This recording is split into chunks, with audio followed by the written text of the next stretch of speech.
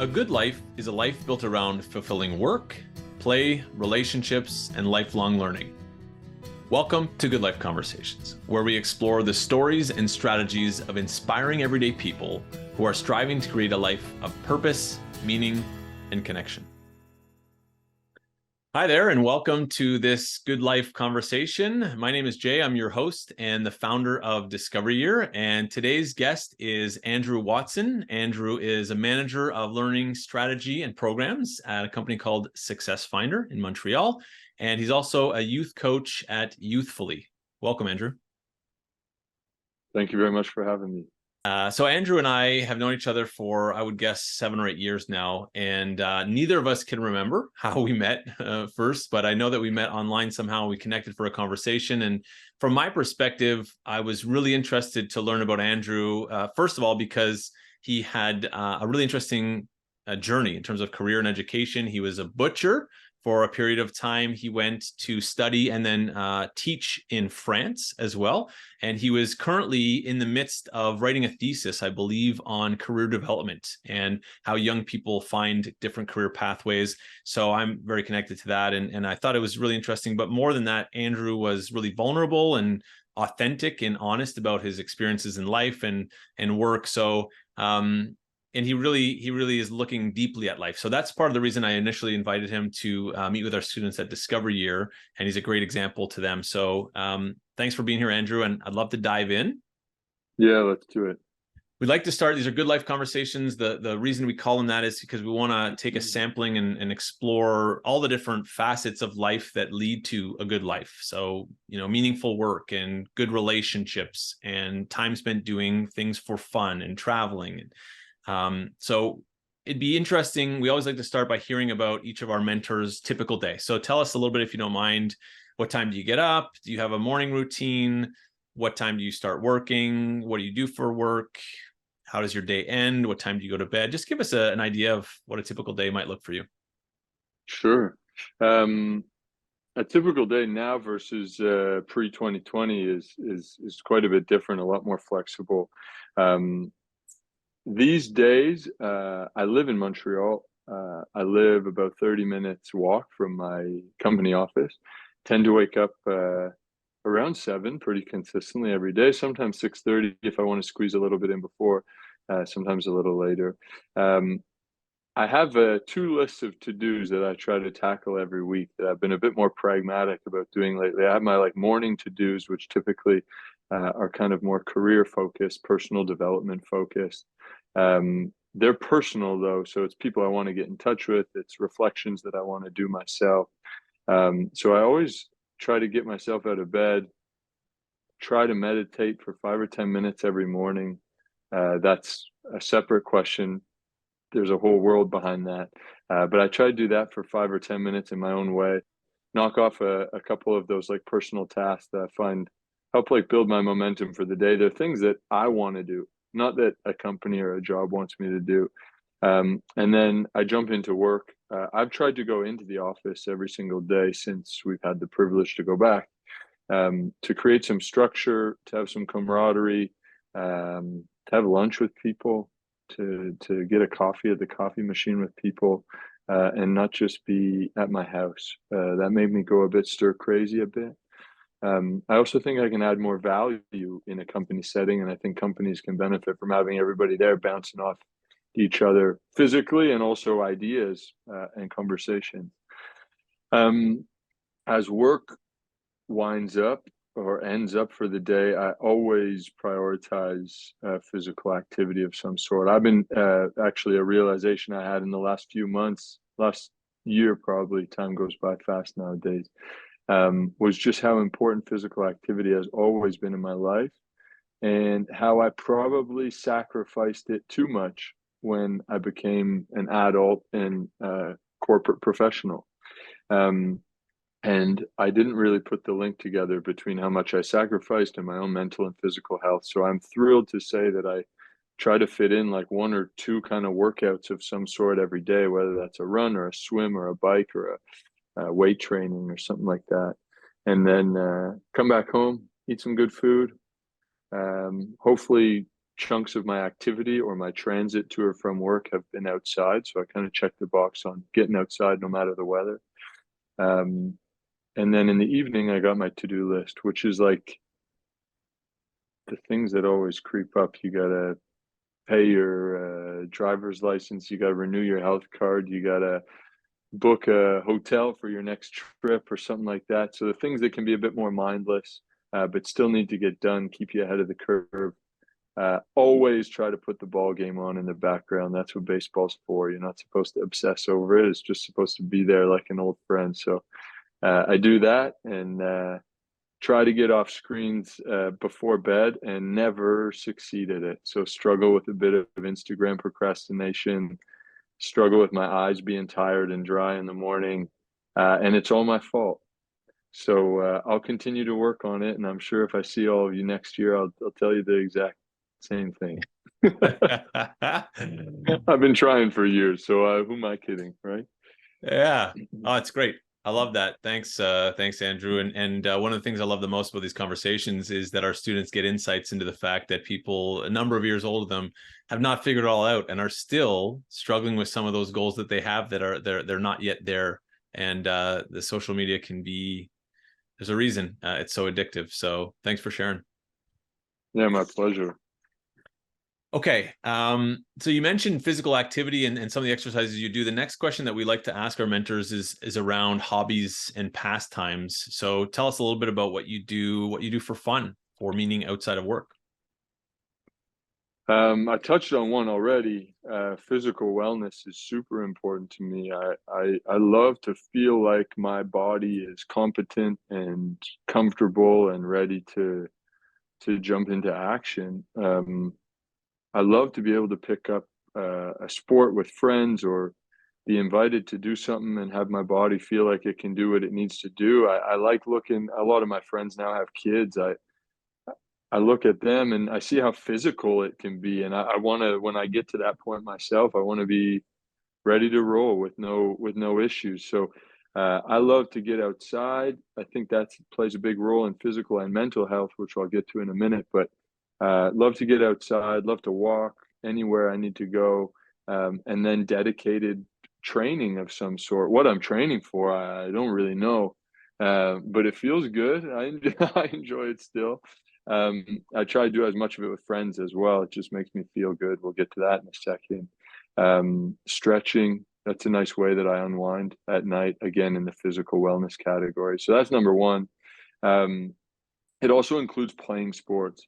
Um, since I moved to Montreal, I've signed up and played for a baseball team here. I play basketball pickup with some friends. I really miss the competitive sports of my youth. It just isn't as available to adults as much as it is. So any of you guys out there doing team sport, enjoy it and get creative for how you can continue that later on in your life. Next is social. I absolutely love my friends more than anything in the world.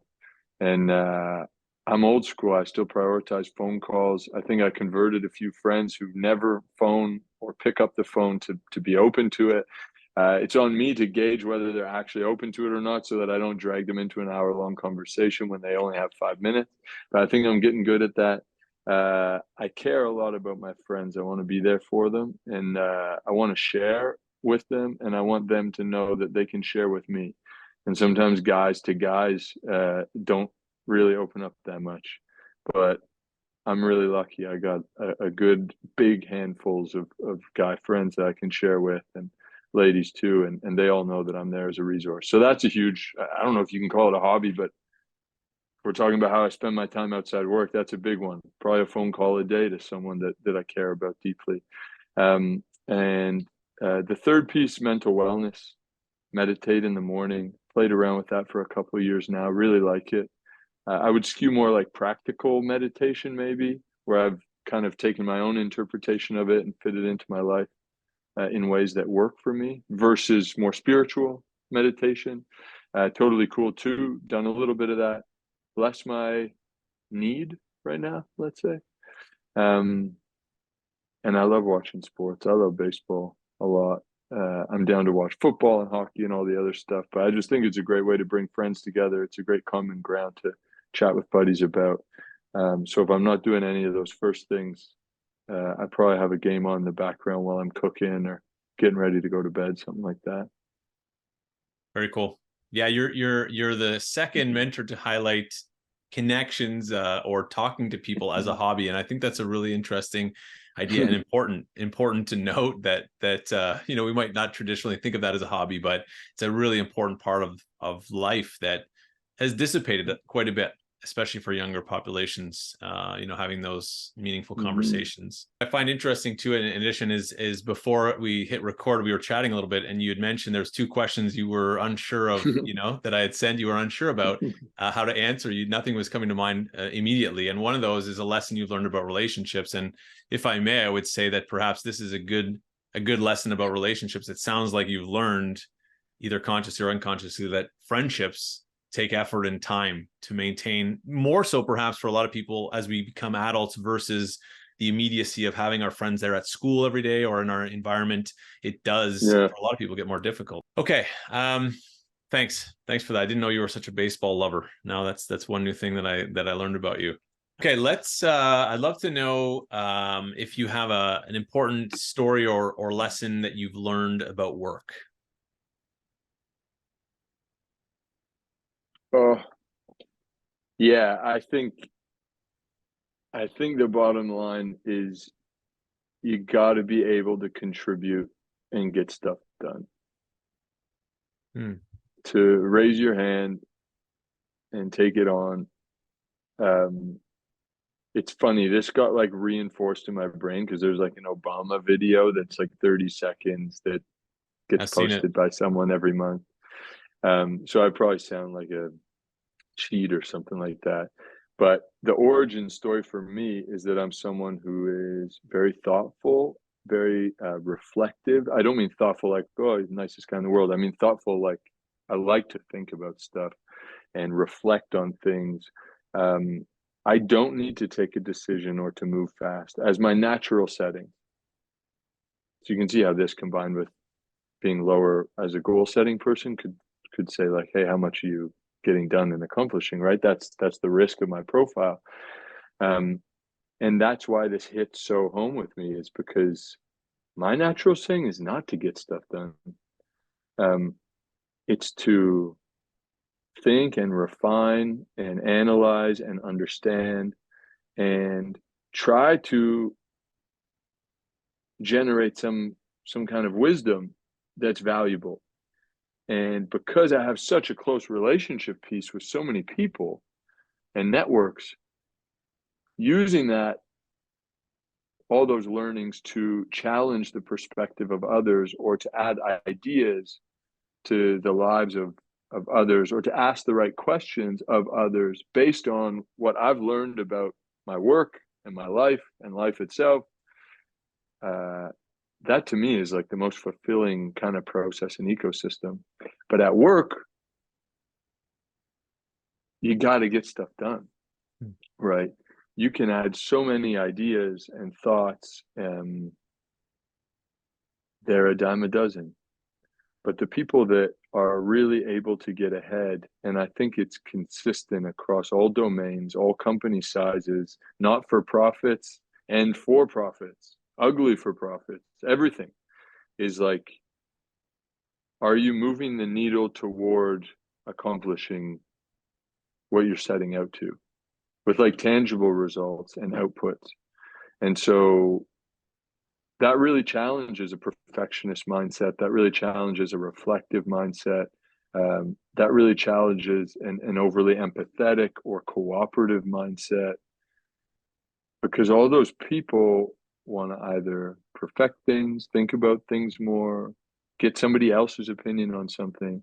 And so for anyone who skews that way, I think it's really important to consider the balance of like, how willing and able are you to to to find the right balance and dial a bit of your natural self down so that you can have a bit more time to dial up the get stuff done and deliver, because that's what gets recognized. That's what helps the organization. If you're an entrepreneur, that's what helps build a business.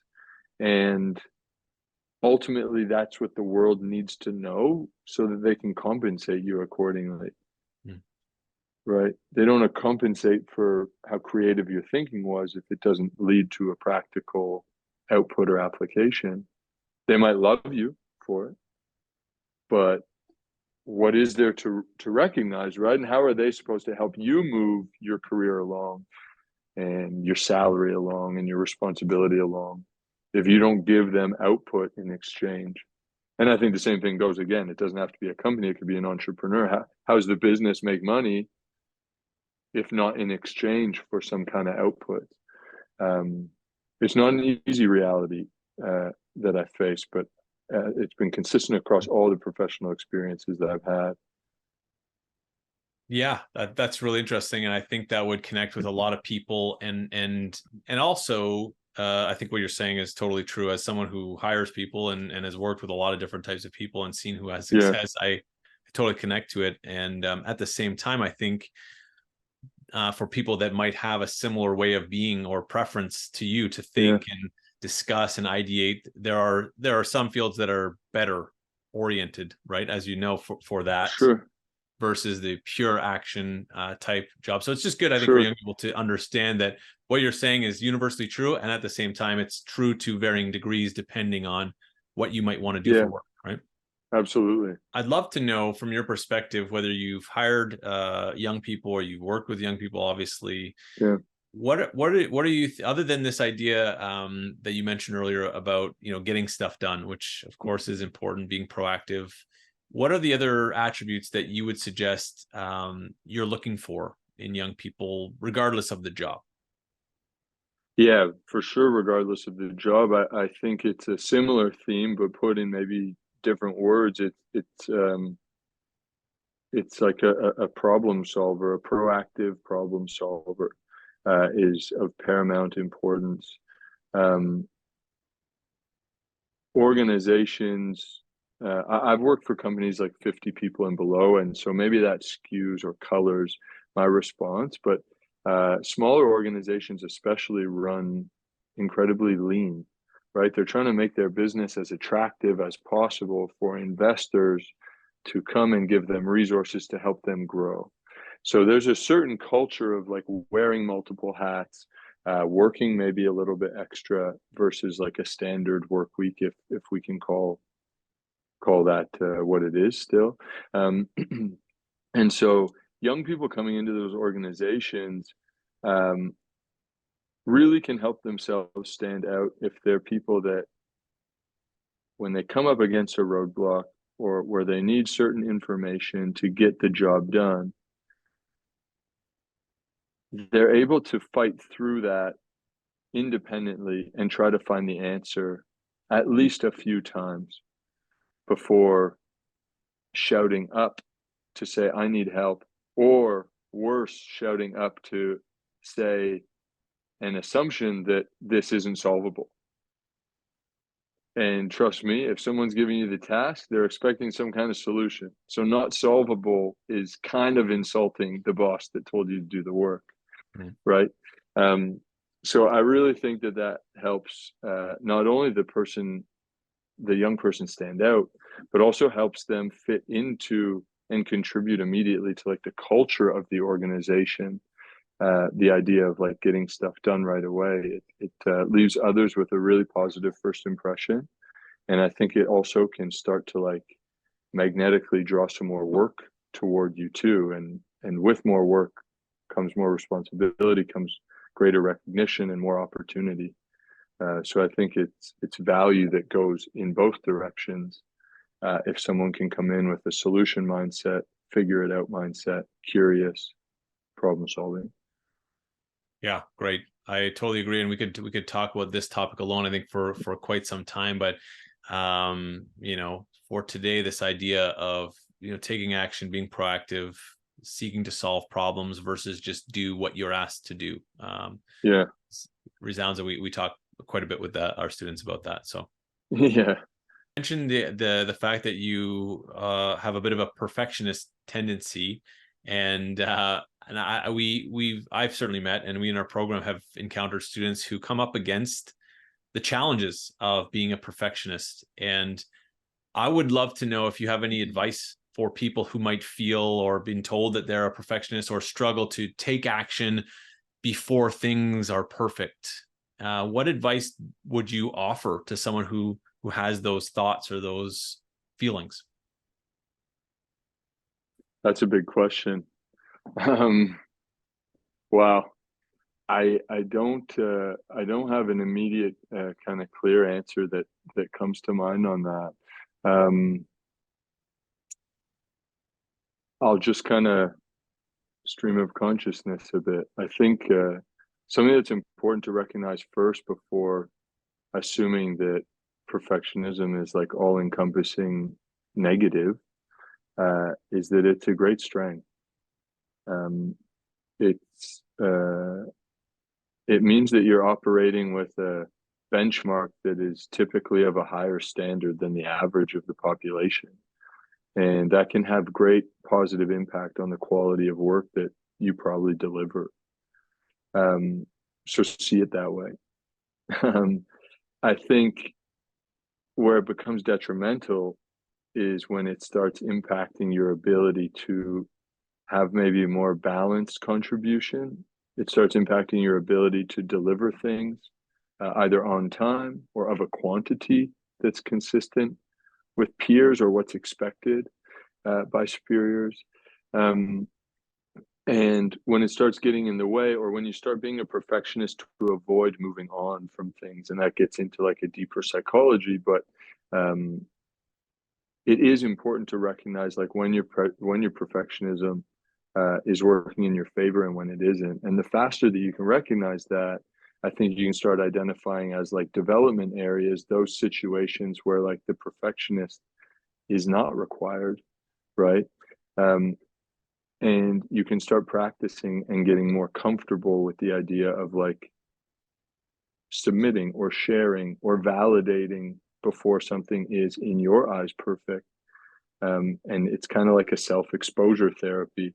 Once you do that a few times and you see that the world didn't crumble around, but in fact, maybe you got some information that helped you improve it even more than you needed or thought, then you start recognizing, hey, maybe I don't need to lean into my perfectionism as frequently or in these types of situations, for sure.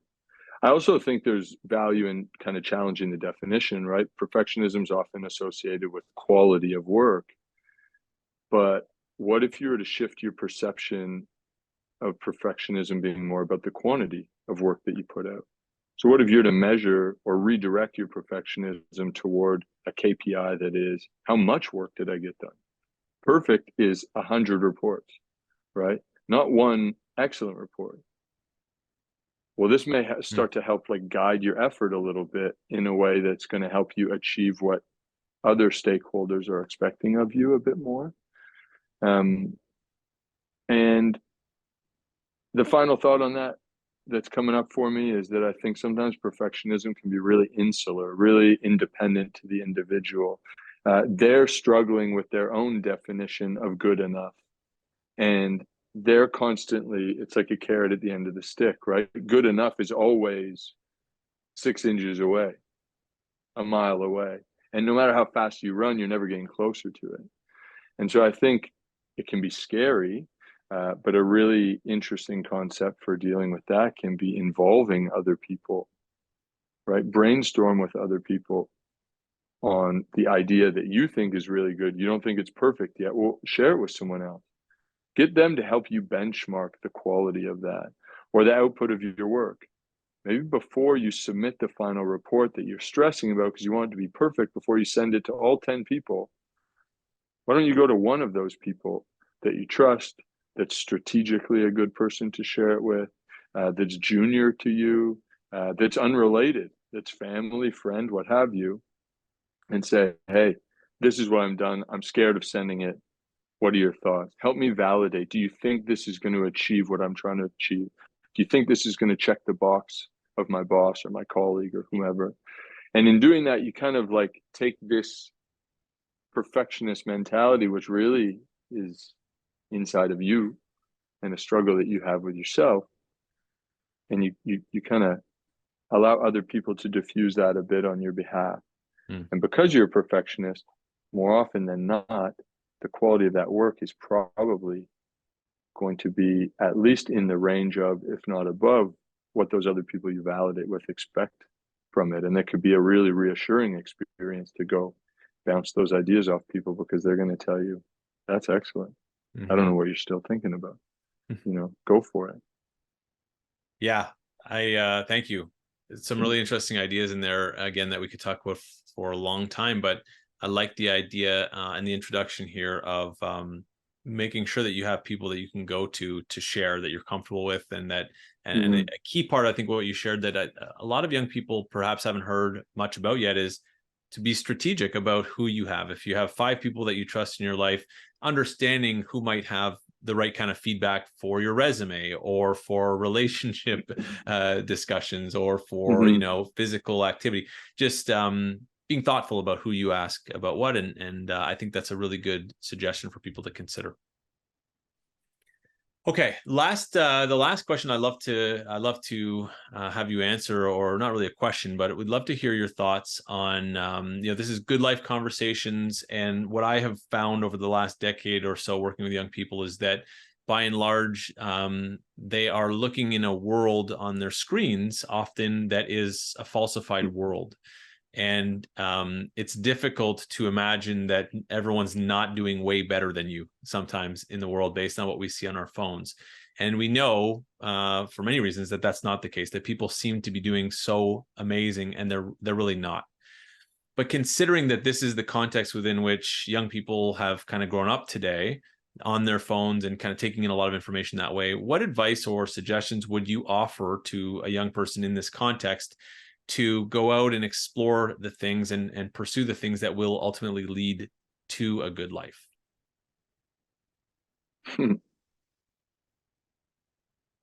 Oof. Um, I'm trying to think of what can be said that convinces someone that that's important, Mm, right? I think I have a really tough time with this idea of like sharing something that's important for someone else to adopt, because so often people need to experience it themselves and hit a moment of pause and reflection on their own, you know.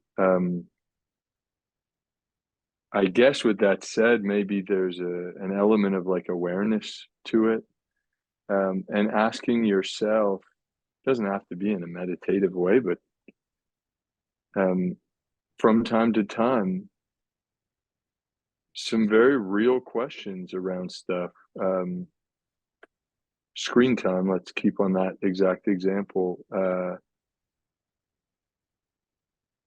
I guess it's not the exact example, but let's talk about that like tool. It's like, is that the best use of my time, right? And it doesn't need to be black or white. I either do it or I give it up. Could I do less with it? Next logical question, what would I do with an hour extra time every day, right?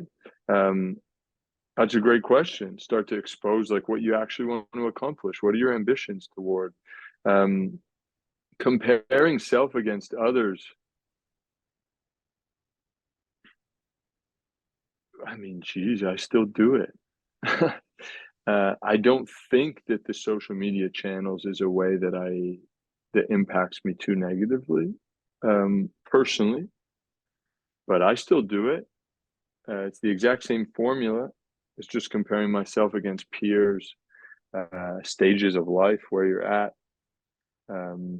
You in a relationship? Do you have kids yet? Relationship with parents? Parents still alive? Are they not? Right? These are all like benchmarks that you kind of compare yourself against other people. How much money you make, that's a big one. How much responsibility you have. So even if all young people are able to rid themselves of like this pressure that we believe exists from social media, there's still this opportunity to compare yourself. And I think a natural desire for all of us to benchmark, are we doing this thing called life well or not? Right? It's such an ambiguous question that we draw on these random benchmarks to say, like, yeah, I'm good.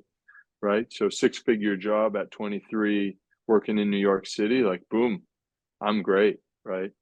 $40,000 job in a secondary Canadian small town. Nope, not there yet. I think if we had the answer to how to overcome that, we'd have the answer to a lot of problems. I think play around with how you feel. Try to recognize when you're comparing yourself. Try to do it less. And then call me and tell me the answer when you have it. It's hard, man. Oh, It's yes. super hard. It's not helpful, but it's hard. And in some ways it's helpful. You look out the side mirror and you realize you are driving too slow. Maybe it was good you looked out the rearview mirror, or the side mirror. Mm. So I don't want to sit here and say that that's all bad, right? If sitting in a basement looking at social media accounts of people that have busted their butt to go out and have experiences, is that all bad pressure? I don't know. Maybe you shouldn't be in the basement for 12 hours a day, you know? Um, but it does have to be healthy somehow. You've Yeah. got to be balanced. And at the end of the day, you got to wake up to do what you want to do. Because no one else knows your life as intricately as you do, and no one else can make a decision about your life nearly as well as you can for yourself. And so somewhere in there, you got to find the confidence to believe in that, and then the courage to act on it. Yeah.